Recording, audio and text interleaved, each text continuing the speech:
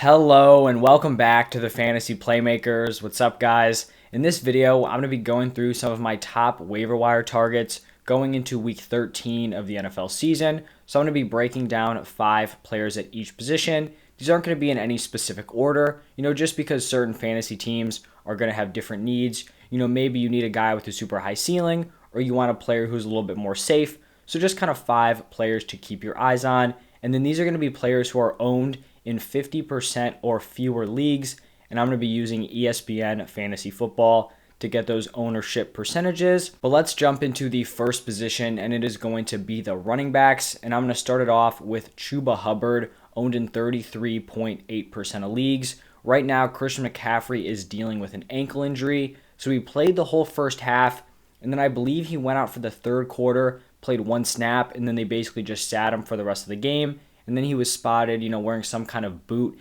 after. It's not believed to be super serious, and the Panthers do have a Week 13 bye. But, when you're looking at the waiver wire at this point in the season, there are not going to be players on here that you really trust to just throw into your starting lineup. If CMC misses any time, you could totally just chuck Chuba Hubbard in there as like a solid RB2 option. So definitely someone that you should be looking to pick up. And you may actually have an advantage here because when a lot of people go to pick up players off the waiver wire, you're looking at the projections, but luckily Chuba Hubbard actually has a bye in week 13, so he's likely not going to be one of those top players, listed on the waivers, so people may not notice that he's on there, and you can snag him potentially easier. The next guy is also a handcuff, and it is Alexander Mattison, owned in 33.6% of leagues. We actually found out that Dalvin Cook dislocated his shoulder, and so we'll be getting more info today. But if Cook misses any time, Alexander Mattison is a fringe RB1 play for every week that Cook is out. So also a must-own if you need a running back. Really a must pick up in almost every single league.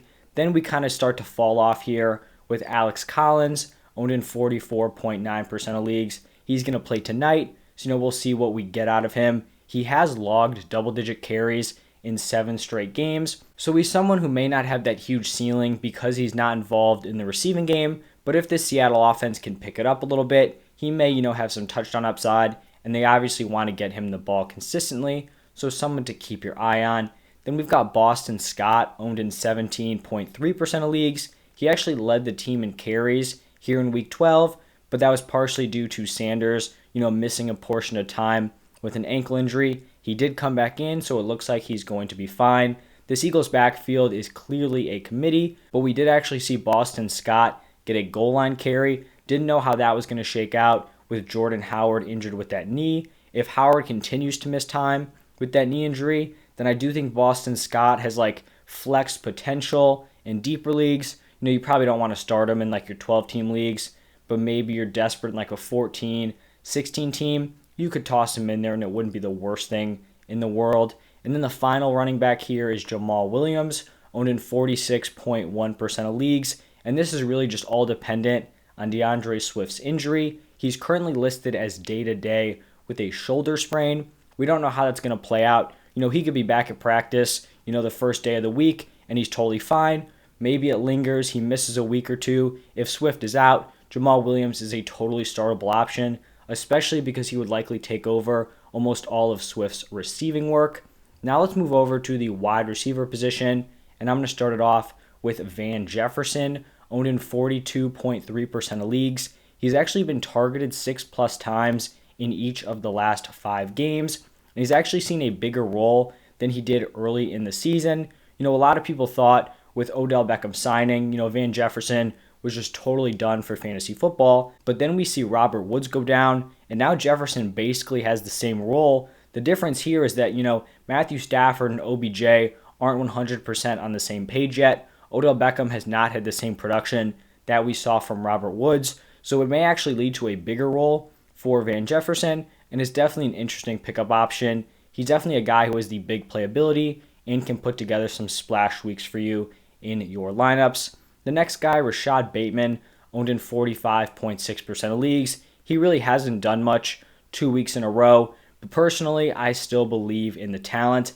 And a lot of these other wide receivers, they don't really have the potential to ascend throughout the rest of the season. I do think Rashad Bateman has that potential, the last 2 weeks have really just kind of been a weird sample size. Last week he's dealing with a backup quarterback. The offense is basically non-existent. Then this week, Lamar goes out, throws for 4 interceptions, barely gets over 150 passing yards. So not super representative of what their offense normally looks like. I do think he could start to break out towards the end of the season.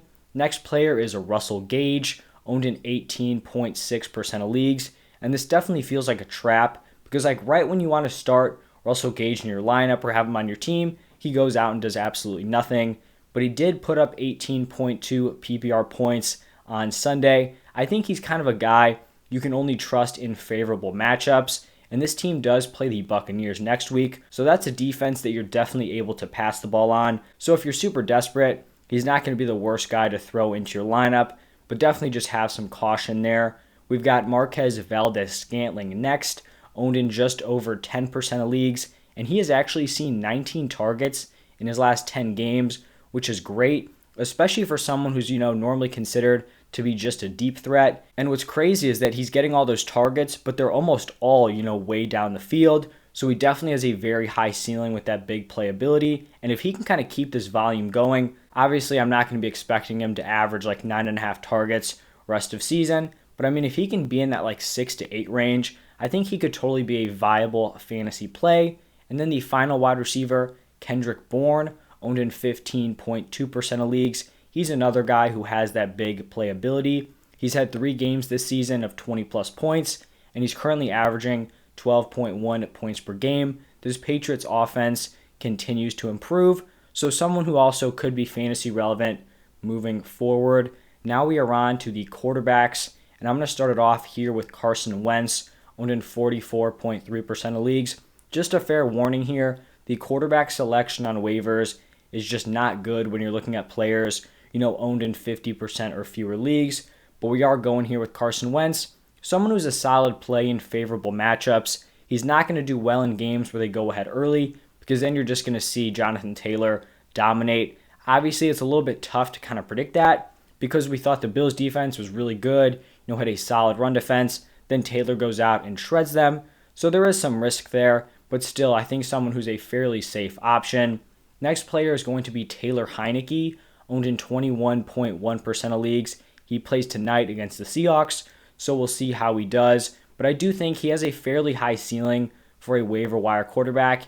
A lot of the QBs you're going to find on the waivers, the team doesn't really trust them to go out and sling it. Heineke is someone who can do that. He's actually logged 20 plus points in 5 out of 10 games, so not terrible there. Then we've got Tua, owned in 45.5% of leagues, and he's honestly been playing fairly well as of late. The touchdowns just haven't been there, so he hasn't had some super nice fantasy performances, but not the worst fill-in option. If you have your quarterback on bye week. Then we have a Matt Ryan, owned in 36.8% of leagues, and there's really no other way to put it. He has been absolutely terrible the last 3 weeks, but I do think he could be playable in favorable passing matchups. I talked about this with Russell Gage.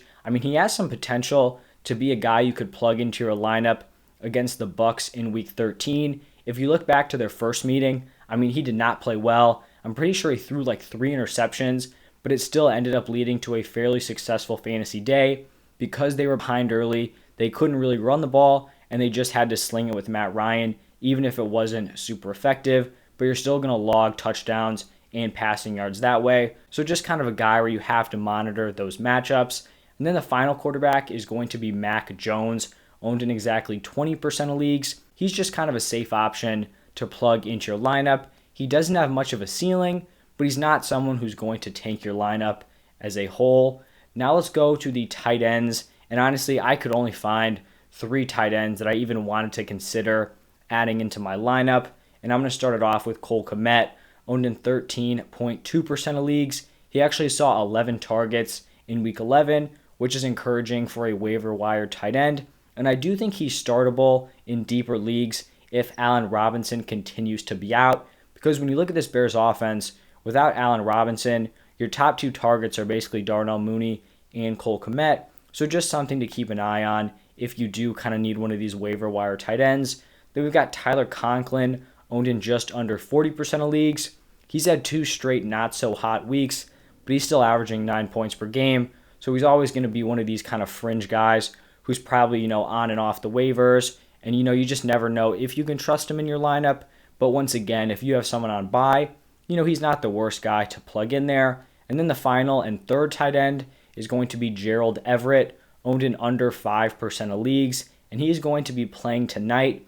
He's seen 12 targets in the last 2 weeks. And actually, Pete Carroll came out and talked about them needing to get Gerald Everett more touches because he's so physical after the catch. Obviously, a great sign when the coach goes out and wants to get you the ball more. Great for real life, great for fantasy. And if the Seahawks offense can pick it up a little bit and he has kind of a new role in this offense, he could be a potentially startable tight end down the road. And now we have the final position. We're going to go through some defenses.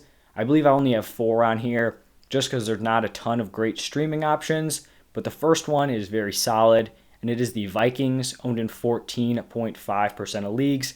They're traveling to Detroit to take on the Lions. Basically, you feel comfortable starting whatever defense is going up against the Lions because that offense is absolutely abysmal. The next team is going to be the Chiefs, owned in 7.2% of leagues. They are facing off against the Broncos. Obviously not a great defense. They've actually been fairly solid for fantasy the last 3 weeks. Plus, overall, I just don't have a ton of faith in this Broncos offense. Then we've got the Raiders, owned in just over 10% of leagues, facing off against the Washington football team. Once again, not a spectacular defense, but going up against an offense that can be very inconsistent.